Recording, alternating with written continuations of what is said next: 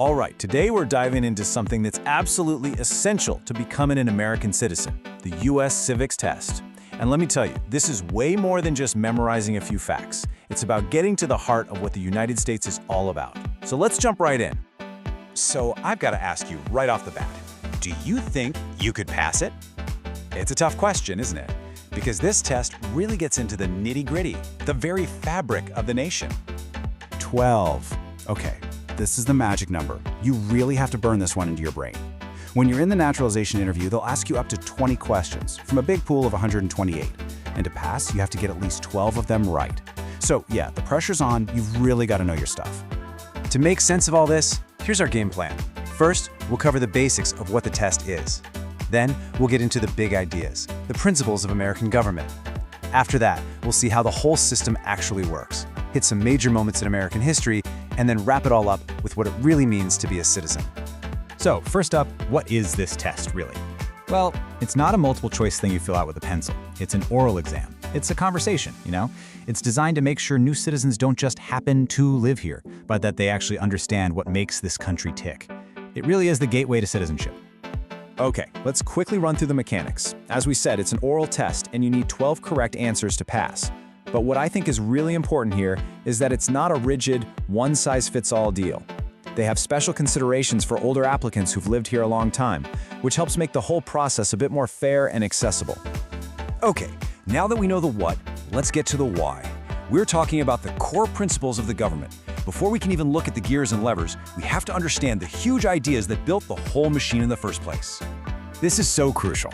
You've got these two powerhouse documents, and it's easy to get them mixed up. But here's the best way to think about it. The Declaration of Independence is the promise. It's the beautiful, soaring statement about freedom and equality. The Constitution?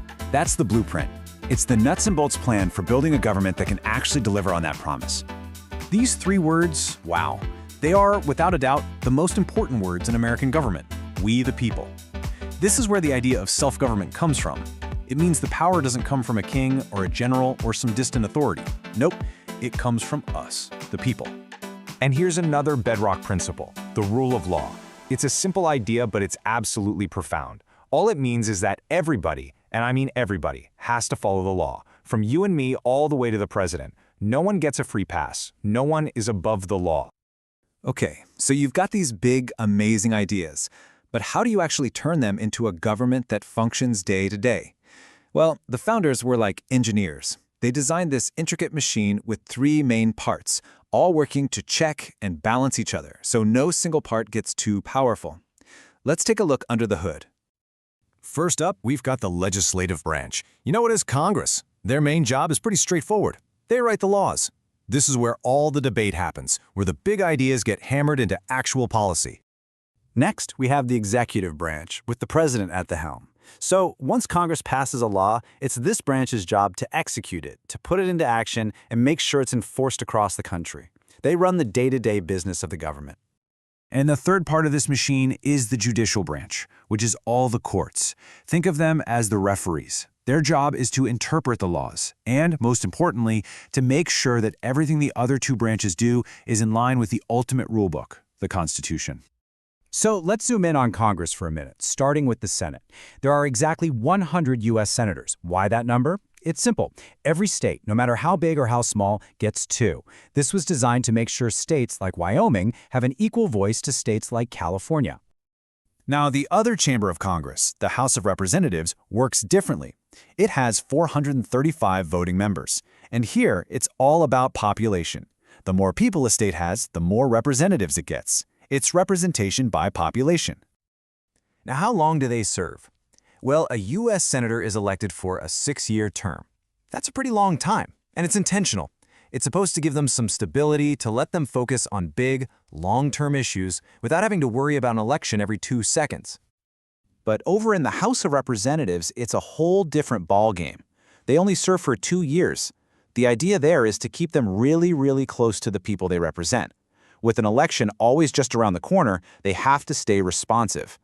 The president holds some serious power. They can sign bills from Congress into law, or they can stop them in their tracks with a veto. They are the commander-in-chief of the entire U.S. military. And, this one is huge, they get to appoint federal judges, which can shape the direction of the country for decades.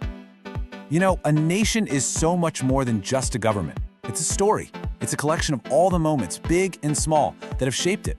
So let's turn to some of the major historical milestones that the civics test covers, the events that truly defined the United States. You can really see the arc of the American story right here. It all starts in 1776 with that bold Declaration of Freedom. Then in 1787, the framers write the Constitution. The nation is tested like never before during the Civil War in the 1860s. And then you see the promise of freedom expanding. Women finally getting the right to vote in 1920, followed by the powerful civil rights movement of the 1960s.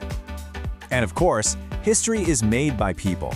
The test expects you to know key figures like George Washington, the first president, often called the father of our country, Abraham Lincoln, who preserved the nation through its darkest hour and freed the slaves, and the incredible Martin Luther King Jr., who led the fight for civil rights and equality for every single American.